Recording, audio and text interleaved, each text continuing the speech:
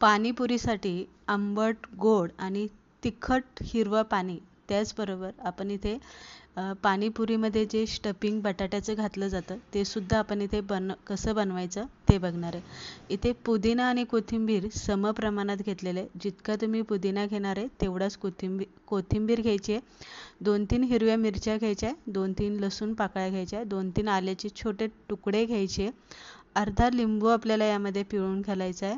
मीठ आपल्याला यामध्ये चवीप्रमाणे घालून घ्यायचं. नंतर आपल्याला मीठ लागलं तर आपण यामध्ये घालणार आहे आणि थंड पाणी घालून मिक्सरला आपल्याला बारीक ही पेस्ट इथे करून घ्यायची. करून घेतल्याच्या नंतर तुम्हाला जेवढं पाणी बनवायचं आहे तेवढंच आपल्याला ही पेस्ट पातेल्यामध्ये घालून घ्यायची. धने पावडर, जिरी पूड, काळं मीठ, आमचूर पावडर आपल्याला यामध्ये थोडीशी घालायची आहे. त्यानंतर पाणीपुरीचा जो मसाला असतो तो आपल्याला 1 किंवा 2 चमचे यामध्ये आपल्याला घालून घ्यायचं आहे. मीठ आपल्याला यामध्ये चवीप्रमाणे घालायचं आहे. हिंग आपल्याला घालायचं आहे आणि थोडंसं लाल तिखट आपल्याला घालायचं आहे. 2 चमचे आपल्याला यामध्ये साखर घालायची आहे. बाकी आपण सगळं लिंबू वगैरे पिळून घेतलेलं आहे. आणि नंतर आपल्याला यामध्ये थंड पाणी घालायचं आहे. तुम्हाला पाणी किती पातळ, तिखट पाहिजे त्यानुसार तुम्ही मसाल्याचं प्रमाण जे आहे ते इथे तुम्ही कमी जास्त करू शकता.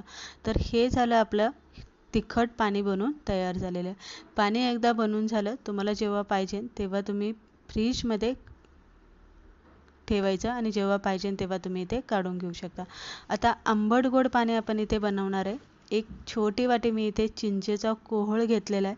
चिंच पहिले गरम पाण्यामध्ये भिजत घालायचे आणि गाळणीतून आपल्याला त्याचा कोहळ काढून घ्यायचा. इथे पाणी थोडंसं गरम करायला ठेवलं होतं, त्यामध्ये चिंचेचा कोळ घालून घेतलेला आहे. यामध्ये आपण थोडेसे मसाले घालणार आहे. गूळ घातलेला आहे, जिरी पूड घातलेली आहे, थोडीशी आपल्याला यामध्ये साखर घालायची आहे. त्यानंतर आपल्याला थोडंसं चिमूटभर काळं मीठ घालायचं आहे. त्यानंतर आपल्याला यामध्ये थोडंसं आमचूर पावडर घालायची आहे, हिंग घालायचं आहे, लाल तिखट घालायचं आहे, धने पावडर घालायची आहे, बडीशेप पावडर यामध्ये घालायची आहे आणि काळं मीठ जे असतं ते काळं मीठ घालायचं आहे. काळी मिरपूड आपल्याला यामध्ये थोडीशी घालायची आणि याला चांगली एक उकळी घ्यायची. उकळी आली की 2-3 मिनटं आपल्याला हे चांगलं शिजवून द्यायचं आणि नंतर इथे आपल्याला गॅस बंद करायचा.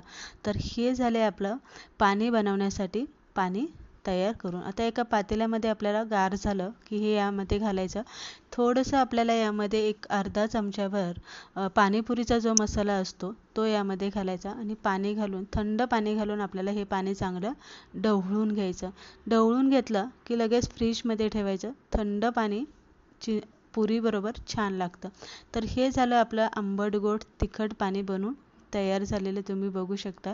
इतकंही मी पातळ केलेलं नाही आहे आणि तितकंसंही ते घट्ट नाही. तर अगदी परफेक्ट असं आपलं हे पाणी बनवून तयार झालेलं आहे. आता आपण इथे बटाट्याचं स्टफिंग कसं बनवायचं हे पुढे बघूया. तर इथे मी बटाटे उकडून घेतलेले. आता तुम्हाला किती लोकांसाठी स्टफिंग बनवायचे त्यानुसार तुम्ही इथे हे बटाटे उकडून घ्यायचे. उकडून घेतले की एका भांड्यामध्ये बटाटे आपल्याला इथे फोडून घ्यायचे. आता इथे बटाटे जास्त गाळ होईपर्यंत अजिबात उकडून घ्यायचे नाही किंवा जास्त उकडले तर काय करायचे, बटाटे सोलून थोडेसे गार करायला ठेवायचे. म्हणजे बटाट्याची जे आपण स्टफिंग बनवणार आहे ते चिकट होत नाही. बारीक चिरलेला कांदा, टोमॅटो, कोथिंबीर घालून घ्यायची, मीठ घालायचे, काळी मिर पूड घालायची, धने पावडर, जिरी पूड आपल्याला यामध्ये घालायचे, लाल तिखट आपल्याला थोडंसं घालायचं, आमचूर पावडर आपल्याला यामध्ये थोडीशी घालायची आणि थोडंसं आपल्याला पाणीपुरीचा जो मसाला असतो तो यामध्ये घालून हे सगळं आपल्याला इथे मिक्स करून घ्यायचे. ते हा झाला आपला स्टफिंग बनवून तयार.